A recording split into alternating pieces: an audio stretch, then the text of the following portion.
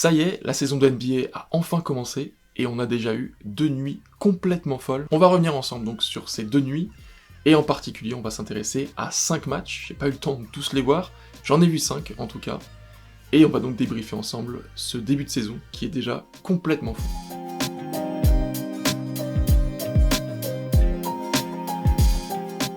Bonjour à tous, très content de vous retrouver aujourd'hui pour débriefer ce début de saison. On avait hâte que ça commence, et maintenant on est très content que ça ait commencé parce qu'on a déjà vécu des choses déjà folles. On a eu un premier match de fou, un match 5 étoiles, et on a eu d'autres belles surprises, la nuit dernière aussi. Il y en a eu 12, ce qui fait beaucoup, on pourra pas tout débriefer évidemment. On va s'intéresser à 5 matchs donc, et le premier évidemment c'était le premier match de la saison, qui a eu lieu donc sur NBC Sport. C'était le retour de la télé, du basket plutôt, sur NBC.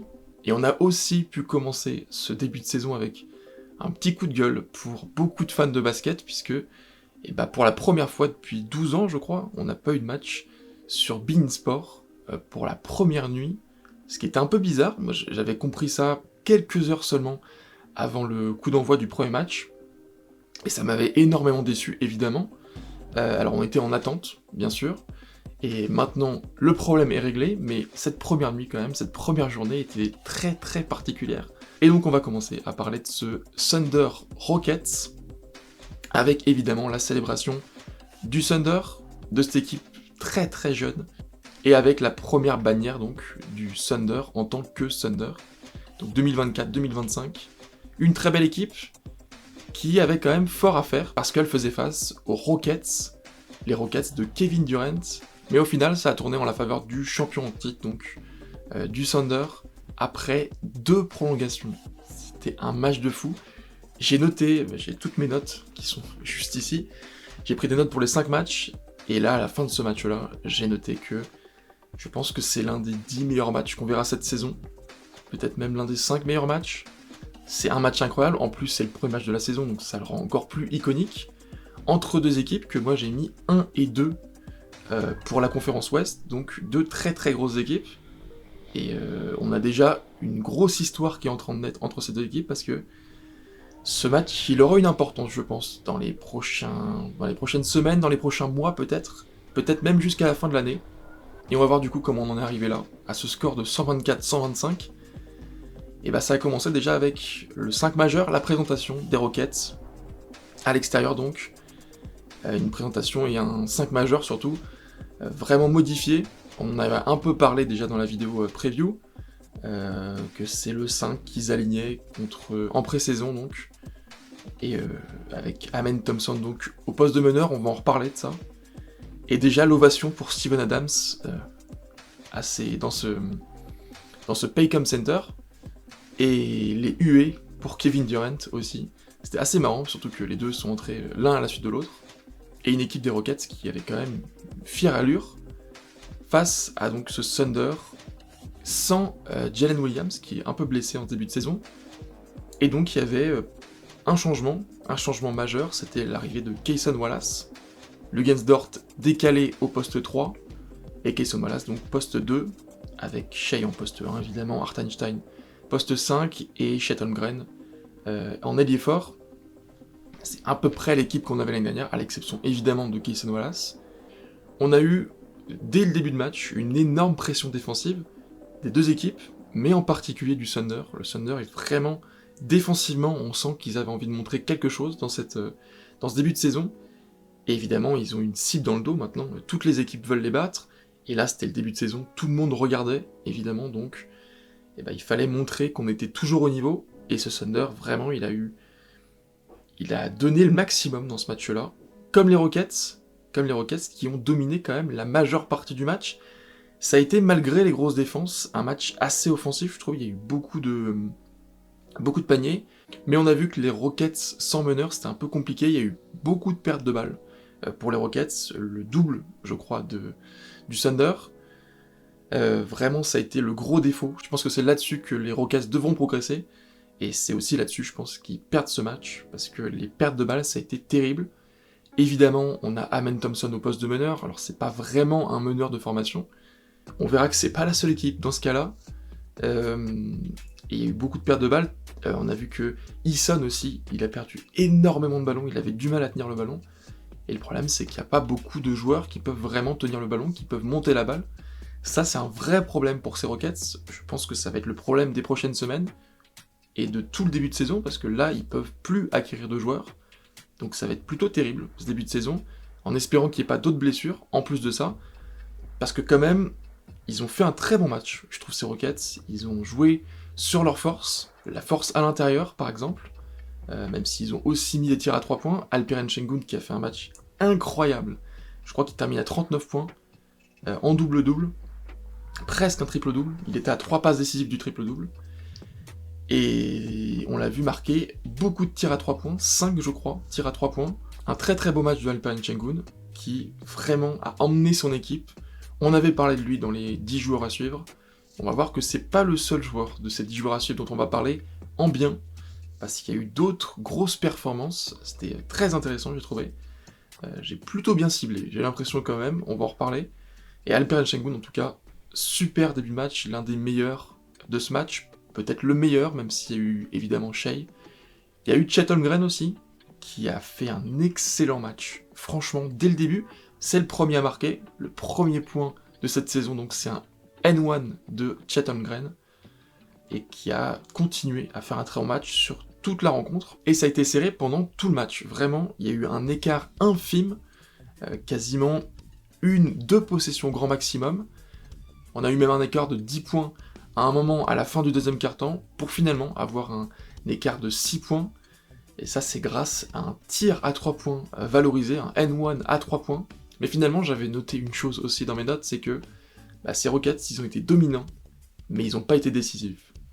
L'équipe décisive, ça a été le Thunder, peut-être l'expérience du champion, même si c'est pas une équipe très expérimentée en soi, il y a beaucoup de jeunes joueurs, et c'est peut-être l'expérience du champion qui a fait que le Thunder a gagné ce match, parce qu'il y a eu quand même une grosse domination des Rockets, mais le Thunder est revenu, notamment grâce à Shai qui était assez absent au premier quart-temps, et le Thunder est bien revenu, je trouve, en deuxième mi-temps, et il y a eu le retour de Shai qui a fait vraiment exploser la foule début de troisième quart-temps, c'était assez beau à voir, et globalement il y avait une très très belle ambiance, évidemment, dans cette arène, et ils sont aussi revenus grâce à ce qui a fait la beauté de leur jeu, ce qui a fait leur réussite la saison passée, c'est-à-dire les grosses défenses très intenses de Caruso et Hartenstein, qui laissent beaucoup de place en attaque, à Shai par exemple, mais aussi à Jalen Williams, ce qui n'était pas le cas évidemment hier, mais à Chet par exemple, Chet Holmgren, qui a bien pris le relais pour le coup du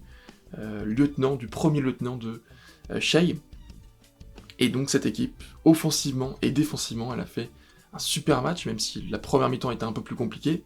À partir de la deuxième mi-temps, vraiment, ils ont été décisifs, ils ont marqué dans les moments importants, et ils ont fait une super fin de match, en revenant, en dépassant même, en repassant devant les Rockets en fin de match, avant de se faire redépasser, donc il me semble que c'était le panier de Alperen Sengun, donc, qui a égalisé à 104 partout, pour aller dans des premières prolongations, et déjà le public était fou, mais nous aussi on était fous devant notre poste, même quand on n'est pas fan de ces deux équipes, c'était incroyable, parce qu'une prolongation pour un premier match, c'est juste génial.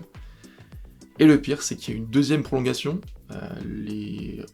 le Thunder a pris d'abord le dessus dans la première prolongation, avant de se faire rattraper par les Rockets, qui ont finalement égalisé 115 partout, et on est allé donc en deuxième prolongation, une deuxième prolongation dans laquelle on a plus vu pour le coup le Thunder, et on a compris qu'il y avait une sorte de momentum pour eux, et finalement ça s'est terminé comme ça, 124-125, victoire du Thunder, qui s'est pas joué à grand chose. Alors c'est pas le seul match qui s'est joué à un point, on va aussi parler d'un match qui s'est joué à un point, mais très très belle rencontre. Pour le coup, j'ai aussi noté dans mes notes que on aurait presque dit parfois une rencontre de basket FIBA.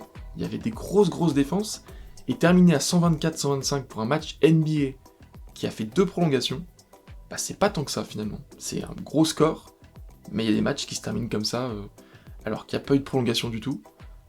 Donc c'est pas un si gros score que ça, je trouve. Mais ça a été une rencontre vraiment exceptionnelle, et une rencontre qui pouvait parfois, alors c'est peut-être un peu exagéré, mais qui pouvait parfois rappeler un peu le basket FIBA. En tout cas, une autre sorte de basket NBA, un basket plus défensif, que j'ai trouvé vraiment très intéressant, que j'ai beaucoup aimé. Et voilà, c'était un super match, il n'y a plus grand chose à dire là-dessus. Peut-être la déception de Kevin Durant, parce que il n'a pas été exceptionnel, Kevin Durant. Il a même failli coûter la prolongation. Ils ont failli ne pas faire de deuxième prolongation, parce qu'il a failli perdre un ballon. Donc voilà, match un peu compliqué pour lui, et compliqué pour ses Rockets, qui vraiment avaient fait le plus dur, et qui finalement perdent un match, alors que ils ont été très très bons, au final, une très très bonne équipe. On a eu 2 très bonnes équipes, mais il n'y a évidemment qu'un seul vainqueur. Il n'y a pas de demi-point ou de 1 point, comme on peut voir au foot sur les matchs nuls. Là, il y a 1 point, enfin une victoire plutôt, pour ce Thunder, et c'est tout. Les Rockets ont 0 victoire et 1 défaite. On s'arrête là, et on repartira donc pour le prochain match. En tout cas, le match qui suivait, c'était ce Golden State Lakers qui faisait aussi saliver pour le coup. Très très belle affiche. Un peu moins belle affiche que la première, parce que c'est moins des favoris. Mais tout de même une belle affiche. 2 belles équipes à l'ouest.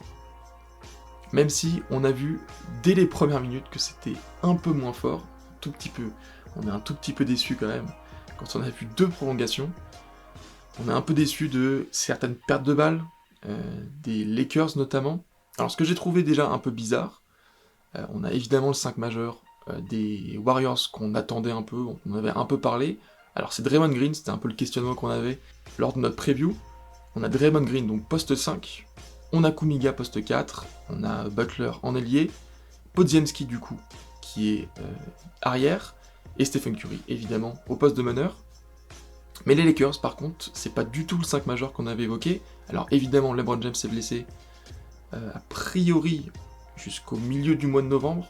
Il y a pas mal de jours de blessure, de semaines de blessure. Donc on a évidemment Ayton, poste 5, on a Hachimura, poste 4, mais derrière, c'était très particulier puisqu'on avait trois joueurs qui jouent sur les postes arrière, pas de vrai ailier, et celui qui jouait à peu près ailier, c'est finalement Doncic. Là, sur cette première prise de balle, la balle est au départ à Doncic, qui va immédiatement passer à Gabe Vincent, donc, qui était le vrai meneur titulaire en soi. Il va passer immédiatement à Gabe Vincent, donc, qui va prendre la balle comme un vrai meneur, et Doncic il va aller sur ce côté-là, comme un ailier. Alors il a évidemment la taille pour jouer ailier, mais c'est évidemment un vrai meneur de formation, Doncic. Donc c'était très particulier, j'ai trouvé. Certes, il n'y a plus LeBron, mais très très particulier, là aussi, le poste de meneur un peu remis en question, et du coup, on ne sait pas trop dans quelle direction on va, et là aussi, il y a eu beaucoup de pertes de balles, comme quoi le poste de meneur, c'est un poste très très important en NBA, et là, il y a eu trop de pertes de balles. Vraiment, ça a été le gros défaut des Lakers, presque plus encore que ceux des Rockets. Ça a été un énorme défaut de leur match, et ils n'ont pas montré, je trouve, grand-chose les Lakers dans ce match. Il y a eu des bons moments, il y a eu évidemment Doncic qui a fait un match de fou, mais de l'autre côté, on a vu une vraie force collective, de très beaux duos. Il y a le duo Curry-Butler qui fonctionnait vraiment très bien, et on a eu aussi une belle opposition entre Stephen Curry et Marcus Smart, qui se renvoyaient l'ascenseur possession après possession, avec des fautes, avec des passages en force provoqués. C'était assez sympa de voir ça pour le coup, j'ai bien aimé, même si évidemment il fallait pas que ça tombe dans une sorte de guerre de coups de sifflet, mais c'était assez sympa je trouve, entre les deux finalistes de l'année 2022, donc des finales 2022, entre Golden State et Boston.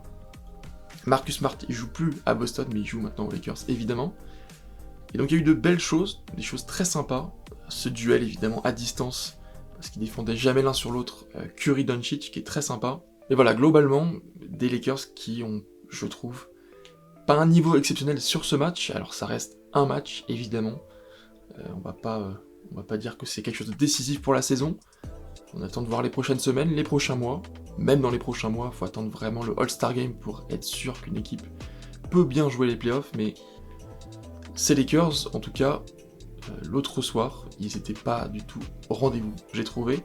Ça se termine finalement pas si mal, 119-109, c'est quand même plutôt bien payé, parce qu'il y a eu de beaux tirs aussi, Jack LaRavia qui a mis pas mal de bons tirs, évidemment Doncic aussi.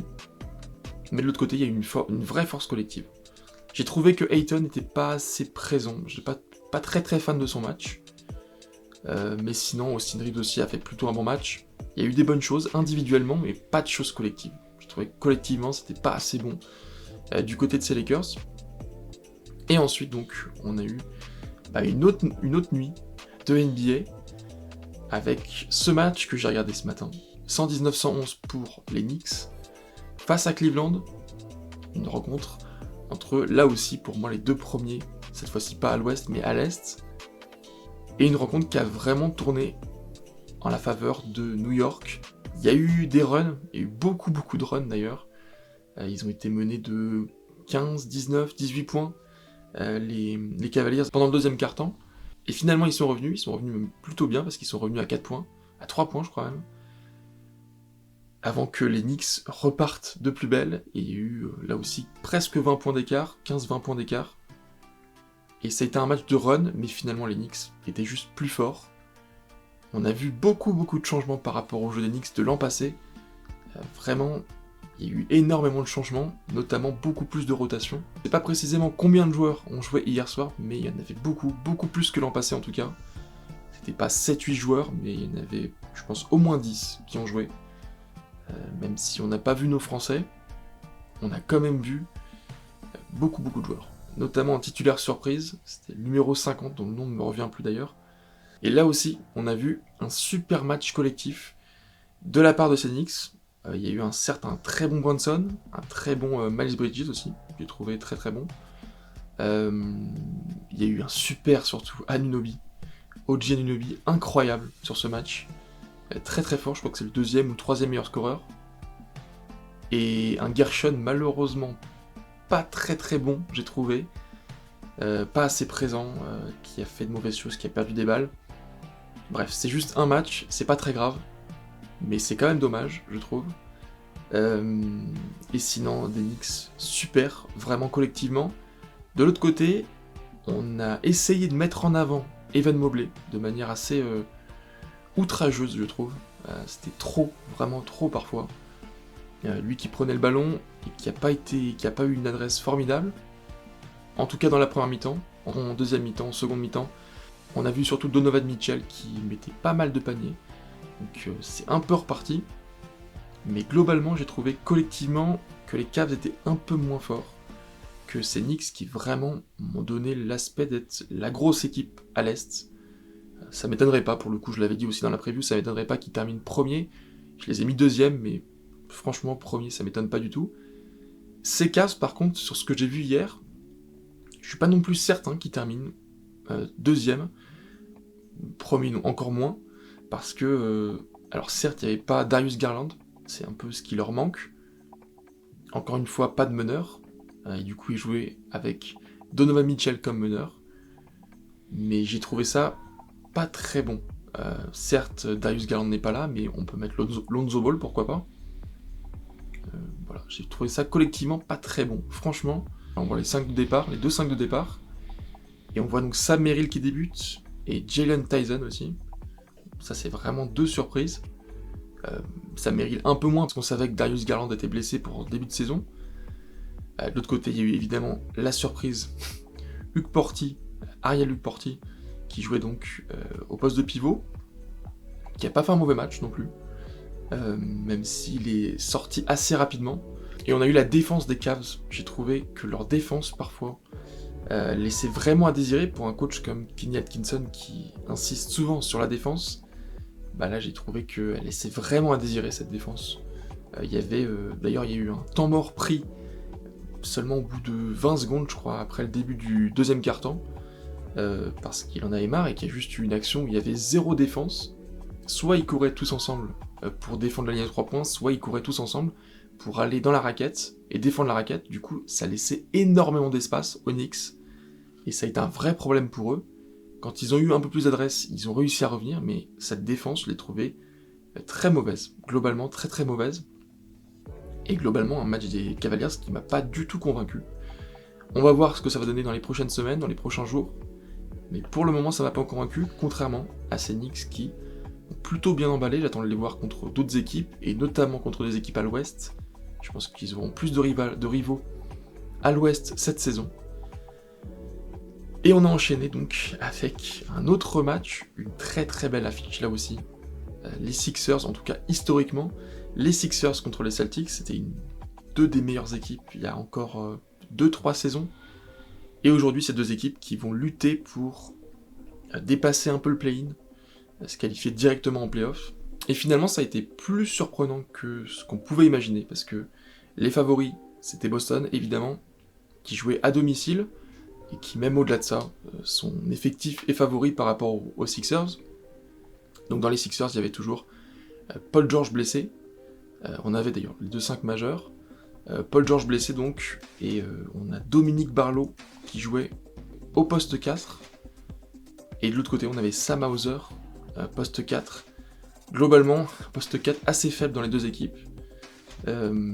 Par contre, bataille au poste 5 assez intéressante, même si Joel Embiid, je l'ai trouvé complètement absent du match, offensivement, défensivement. C'est assez terrible pour un joueur qui était MVP il y a encore 2 saisons. Il est totalement absent. En revanche, de l'autre côté, Neemias Queta, que j'avais mis donc dans mes 10 joueurs à suivre, lui il a fait un excellent début de saison. Je crois qu'il a marqué 17 points, 3e meilleur marqueur des Celtics. Et vraiment un très très beau match, très très présent, notamment dans la fin de match, qui était assez serré, dans laquelle les Sixers sont revenus. Et il s'est tellement impliqué qu'il a finalement été expulsé, 6 fautes.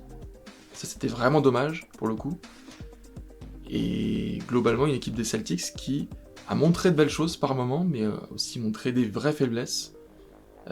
Mais par moments il y a eu de très belles choses, notamment une chose que j'ai notée, c'est que ils voulaient pas trop au début tirer à 3 points. Il y a eu très très peu de tirs à 3 points en début de match. Même sur la première mi-temps, ça a plus été deuxième mi-temps les tirs à 3 points. Et vraiment, ils voulaient pénétrer, et ils marquaient beaucoup en pénétration. Il n'y avait pas que Neemias Queta, il y avait Jaylen Brown aussi qui a beaucoup passé, et plein d'autres joueurs, Derrick White, Peyton Pritchard, Anthony Simons qui a fait un bon match aussi. Et globalement, une bonne équipe j'ai trouvé, mais malheureusement, il y a certains joueurs qui sont passés à côté de leur match, notamment Xavier Tillman, que je trouvais pas bon du tout. En fin de match, il perd des ballons importants. Ça m'a un peu exaspéré, pour être honnête. Et de l'autre côté, par contre, on a eu un Tyrese Maxey incroyable. Bon, ça, on est un peu habitué. Et surtout, VJ Edgecomb, le rookie, qui a fait une des plus belles performances qu'un rookie puisse faire pour un premier match en NBA. Parce qu'il a tout simplement planté 34 points pour un rookie qui fait son premier match dans une saison NBA. C'est historique parce que c'est le 3e plus gros nombre de points pour un rookie sur un premier match. Bref, une très très belle perf. Et vraiment, il a été dominant. On a l'impression que, à un moment, je me suis dit, j'ai l'impression que ça fait 3 saisons qu'il est là. Très très bon joueur. Évidemment, c'est un top 3 d'une draft, donc on l'attend très très haut. Mais je l'attendais pas aussi haut pour un premier match. Vraiment, on verra que c'est pas le cas de tous les rookies. Tous les rookies n'ont pas fait un super premier match, mais lui en tout cas, c'était le cas à 100%. Très très beau match. Et voilà, malheureusement des Celtics qui menaient je crois de 8 points quelques minutes avant la fin du match, qui étaient quasiment sur 2, et ils se sont fait rattraper, mais bêtement, avec des pertes de balles, et sans réussir à marquer. Et malheureusement, il n'y avait plus de Neemias Queta à la fin du match, remplacé par Tillman. Il n'y a pas trop de monde au poste 5 non plus. Voilà, ça fait peur si Keita se blesse, ou même s'il n'est pas là sur 1-2 matchs, on se dit qu'est-ce que ça va être ? Vraiment, cette attaque, ça peut être problématique. Et là, la défaite, elle est, je trouve, un peu dure, en sachant que ça aurait pu être un peu plus même encore, parce que VJ Edgecomb a raté 2 lancers francs en fin de match. Il en a réussi 2, puis il en a raté 2. Ce qui a donné un peu d'espoir aux Celtics, mais Peyton Pritchard a raté le dernier tir, donc défaite des Celtics, ça s'est pas joué à grand chose, mais ça reste une défaite. Et première victoire des Sixers, ça c'est une bonne nouvelle pour eux pour le coup. Commencer par une victoire après une saison très compliquée, avec 100 à Embiid sur le match, qui a quasiment été fantomatique, et sans Paul George, qui lui était sur le banc pour le coup. Voilà, c'est une belle première victoire pour les Sixers. Et ensuite, enfin, dernier match dont on va parler, c'est ce San Antonio-Dallas, les Spurs contre les Mavs. 3e saison de suite quand même, en premier match. J'ai l'impression qu'on essaye un peu de créer une rivalité entre... avant c'était Wemby et Dallas, mais maintenant je pense qu'on veut créer une rivalité entre Cooper Flag et Wemby. Et là, il y a eu vraiment un match, mais tonitruant. Il y a 2 ans, les Dallas Mavericks avaient battu les Spurs en les dominant, vraiment. Il y a 1 an, ça avait été plus compliqué, ils les avaient battus également, mais ça avait été plus compliqué.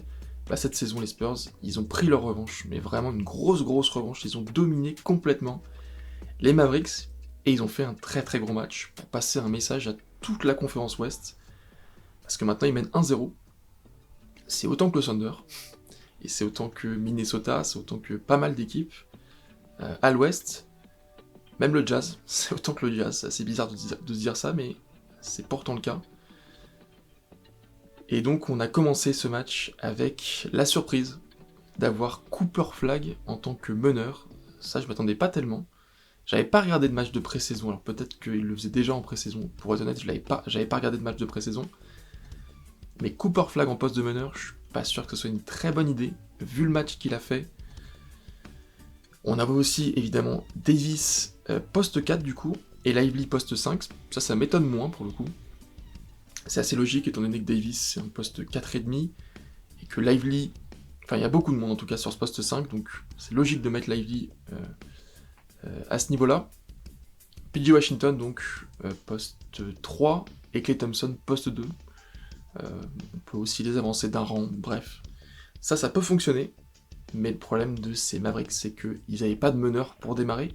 Encore une fois, on reparle de ça, mais ça a été le problème de quasiment toutes les équipes qui ont perdu dans les 5 matchs. Et le problème, c'est que Cooper Flag, il a peut-être pas perdu beaucoup de ballons, il en a perdu aussi. C'est pas mal quand même. Mais il se faisait facilement bloquer, il essayait de pénétrer, mais en face, il y avait une grosse défense. Vraiment, je trouve qu'ils ont très bien défendu, globalement.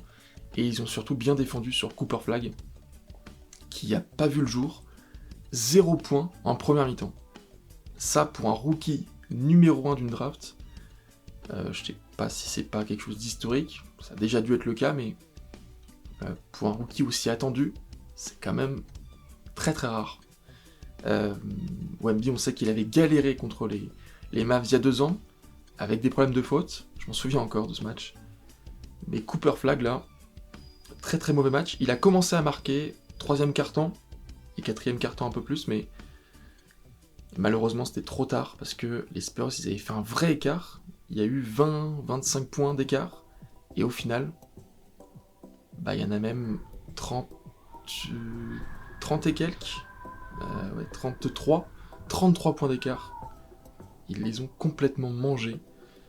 Stephen Castle, Wemby, ça fonctionnait très bien, vraiment. Wemby qui a fait un match incroyable, 40 points, je crois 15 rebonds, 3 contre, une passe décisive, une interception, et surtout, la grosse stat pour Wemby, 0 perte de balle. Ça c'est une super stat, et surtout c'est le meilleur joueur de son équipe, au plus-minus, je crois qu'il a 31 points, et ça fonctionnait très bien. Même on a vu Dylan Harper qui a fait un excellent début de saison, enfin un bon début de saison en tout cas, mieux que Cooper Flag. Et on avait déjà oublié que c'était le numéro 1 contre le numéro 2 de draft. Tellement on avait envie de voir Wemby sur Cooper Flag. D'ailleurs, la première fois où Cooper Flag a eu le ballon et était défendu sur Wemby, il y a eu une sorte d'électricité dans l'air dans le stade. Ce qui avait changé globalement dans le jeu de Wemby hier soir par rapport à l'année dernière, c'est qu'il a essayé de beaucoup plus pénétrer, de beaucoup plus jouer dans la raquette, et il a été vraiment dominant, même si c'était des fade-away parfois, ça rentrait la plupart du temps, c'est assez incroyable, il a vraiment travaillé son tir, il a beaucoup bossé pour le coup, ça j'en ai pas parlé dans ma vidéo preview des Spurs, ni dans celle des 10 jours à suivre, dans laquelle je parlais pourtant de Wemby. J'avais pas parlé du fait qu'il avait déclaré qu'il s'était entraîné peut-être plus que n'importe quel autre joueur. Moi, ça m'a pas déçu cette phrase. J'ai été content qu'il dise ça parce que je pense que ça affiche ses ambitions pour cette saison. Et je pense qu'en plus, c'est vrai. Je pense que vraiment, il s'est entraîné comme jamais. Et il a fait un entraînement avec Hakeem Olajuwon sur les fadeaway, on a vu, et sur son impact dans la raquette. Mais là, c'était vraiment de la pratique, c'était plus de la théorie. Et en pratique, il a fait un super match. Franchement, à tous les niveaux. Je sais pas s'il a marqué à 3 points, s'il a mis un panier à 3 points.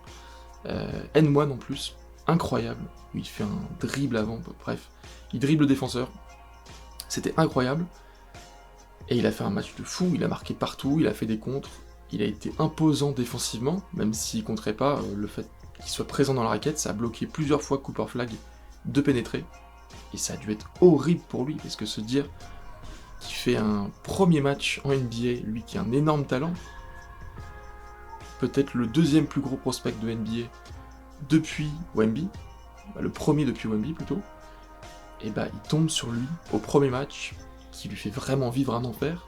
Il n'y a pas que lui qui lui a fait vivre un enfer, mais globalement lui a été responsable aussi. Et voilà, un match incroyable. On n'a peut-être pas vu assez Carter Bryant, c'est peut-être ce qu'il y a de dommage dans ce match. Et il y a toujours évidemment des blessés du côté des Spurs, mais cet homme-là a eu un impact sur le match incroyable.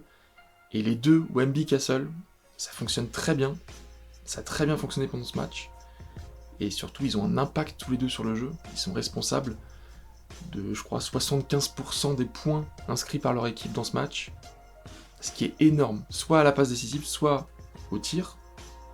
Ils sont responsables à 75% au moins, je crois, des points. Des 125 points. Ce qui est énorme. Ce qui est fou. Et voilà, globalement, San Antonio qui a fait un très bon début de saison. J'ai hâte de les voir. Je crois que le prochain match, c'est contre les Nets. Donc ça va être encore plus facile, je pense. Les Nets qui... Parce que du coup, j'ai pas parlé des autres équipes, mais les Nets qui ont perdu contre les Hornets, en étant plutôt dominés pour le coup. Il y a aussi les Suns qui ont battu les Kings.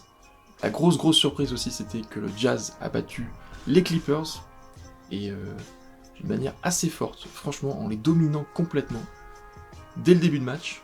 Ça a été assez fou, j'ai pas regardé le match en entier, j'ai vu le résumé. Complètement fou. Minnesota a battu les Blazers aussi. Il y a deux équipes qui n'ont pas encore joué, c'est les Pacers et les Nuggets, qu'on retrouvera demain donc, avec Pacers Thunder, rematch de la finale, et aussi avec un Nuggets Warriors, très sympa. Il y a eu aussi un Magic Heat. Magic a battu le Heat, mais sans grande domination, un peu dans la difficulté. Il y a eu certainement d'autres matchs que j'oublie, mais bref, un début de saison déjà fou. Et on a hâte, évidemment, du reste de la NBA, du reste de la saison.